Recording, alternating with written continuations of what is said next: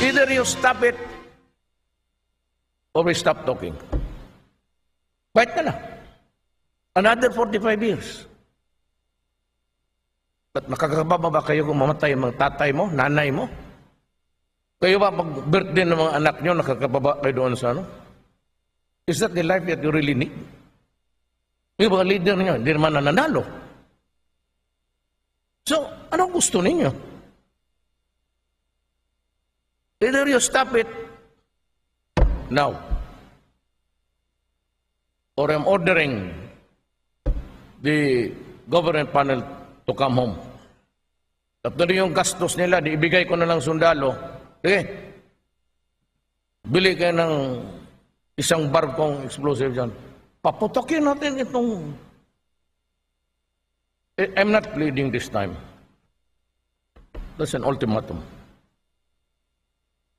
I hear another explosion killing people.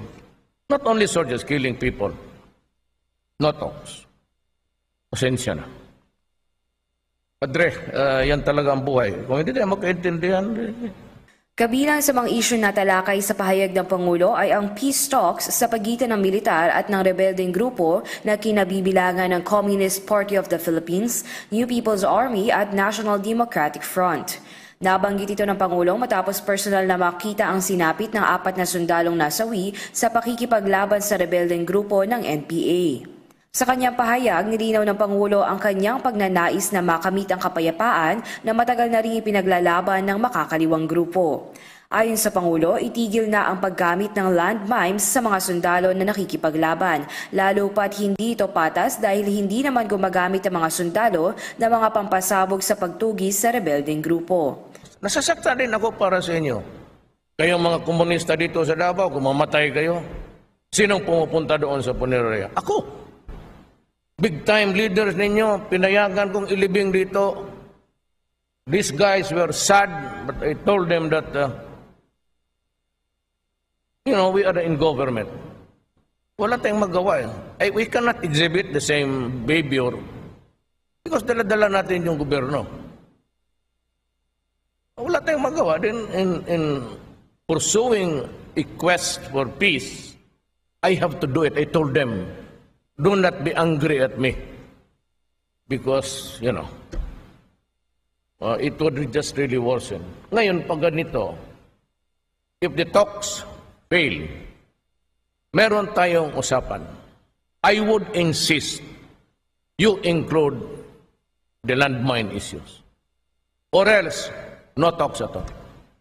Dagdag pa ng Pangulo, ang kapakanan ng mamamayang Pilipino ang pinakaimportante sa lahat na hindi dapat masakripisyo dahil sa giyera sa pagitan ng mga Pilipino. Babala naman si Pangulong Rodrigo Duterte sa New People's Army na handa nitong ipatigil ang usapang pangkapayapaan sa CPP, NPA, NDF. Inihayag ito ng Pangulo kasunod ng nangyaring enkwentro sa pagitan ng ating tropa at ng mga miyembro ng NPA sa Compostela Valley kung saan ang ilang mga sundalo ay nasawi dahil sa ginamit na landmine ng rebeldeng grupo. Ayon pa sa Pangulo, seryoso siya sa pagsusulong ng usapang pangkapayapaan sa mga kaliwang grupo, ngunit sana'y makipagtulungan rin ang mga ito para matapos na ang hidwaan. Nagbabala si Pangulong Duterte sa Communist Party of the Philippines, National Democratic Front o CPP-NDF pagkatapos ma-ambush ng umano'y mga miyembro ng New People's Army o NPA ang ilang mga KAFGU sa Compostela Valley kaninang umaga. Sabi ng Pangulo, 3 KAFGU ang sugatan at 1 patay. Maghihintay daw ng sagot ang Pangulo mula sa CPP hanggang mamayang gabi. Ano ba to? Are we into this truce or are we not? Sinabi ko sa kanila, give me an answer by tonight because pag tomorrow wala, tatanggalin kong... balik tayo sa away. Nung State of the Nation address ng Pangulo ay nagdeklara ng unilateral ceasefire ang gobyerno pero hanggang ngayon ay hindi pa rin nagbibigay ng kanilang ceasefire ang CPP-NDF. If you do not honor and you kill a single soldier or a capo, who is also a soldier of the Republic, sabi ko, kalimutan na natin to. Fight na lang. And I demand an answer na kung sino yung nagkasala, they must be also put under disciplinary action. Otherwise, wala tayong pinag-usapan. That is my deal with it. Sinabi ng Pangulo sa harap ng mga sundalo sa Southern Luzon Command o SOLCOM na alam niyang hindi lahat ay pabor sa usapang pangkapayapaan sa komunistang grupo dahil marami na rin ang nagbuwis ng buhay sa laban sa mga komunista. Pero humingi ng pangunawa ang Pangulo na bigyan ito ng puwang para sa mga susunod na henerasyon. Ano ba to? Are we into this truth or are we not? Sinabi ko sa kanila, give me an answer by tonight because pag tomorrow wala, tatanggalin kong balik tayo sa away. If you do not honor and you kill a single soldier or a capco, who is also a soldier of the Republic, sabi ko, kalimutan na natin to. Fight na lang. And I demand an answer na kung sino yung nagkasala, they must be also put under disciplinary action. Otherwise, wala tayong pinag-usapan. That is my deal with them. I decided to declare a unilateral ceasefire because I know that the Philippines needs peace to survive in the coming generations. Actually, it is not for us na nagtatrabaho tayo dito, including you, but it is for our children. I was expecting that they would also reciprocate my implorings for peace with a ceasefire on their side. At least yun ang sagot sana nila. Ang problema nito, hindi ko malaman ngayon whether they are into really it for peace or dinajaming nila ako. So I'd like to issue this statement. Hindi ako kayo tinatakot. Pag ayaw ninyo, okay sa akin. We fight for another generation, okay sa akin. Wala na akong magawa. Even before I became president, makakausap tayo, ako yung pumupunta dito, kinukuha ko yung mga bihag na sundalo, mga pulis. So, but in return, you had access to the city of Davao. Walang gumagalaw sa inyo. May mamatay nga sa inyo, ako pa ang nagpapagador. I dealt with you in good faith. You tell me if you are not ready to deal in the same manner. Dali-dali lang mag-ceasefire. Ako isang salita lang, informal pa. I said, it's about time that we stop the killing.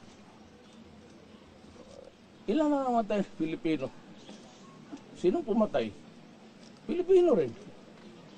Ang problema sa inyo, you carry the element of hate. Diskumpiyado kayo, tell me that I will order the army on police out of the mountains. That is out of the question. Sinabi ko na yan sa inyo noon at the start kay Agkawili. It is not an issue at all because ayaw ko makipag-usap ng ang may-ari nitong lupa dito lahat, Republic of the Philippines, the people of the Philippines. Ang pambaba nila, the spokesman is me because I am the elected leader of this nation. Alas 5 ng hapon. I will wait for that declaration alas 5 rin bukas ng hapon. That's a good thing. If I don't get the word from you, then I will lift the order of ceasefire. I cannot withdraw any soldier or policeman dito sa bukid. Ang mabuti nito is you have my solemn guarantee. Di barilin ninyo ako. I'll face you someday. O gusto nyo, punta tayo ka oras. Ngayon na. I'm willing to do that. Wala problema. I can order the military na huwag kayong magsama-sama sa akin. I'll go to Oris if he wants. Ano ba gusto niya? Ano ba gusto ninyo? I'm going out of my way. Nandiyan yung road to, gumanon ako just to express to you the need for peace. Kasi we have to develop Mindanao hanggang may gera dito. Yung mga tao na yan, gutom yan. Anak na. Kasi pagkakala ninyo, hindi kaya ng gobyerno namin. Will you try me? Nga pag ayaw na, barilin mo ako. Tutan, wala mo lakad ako ng gabi. Then kill me if I am wrong. It should take. Let me end by saying, deal with us, deal with me in government in good faith. Wala tayong bulhan.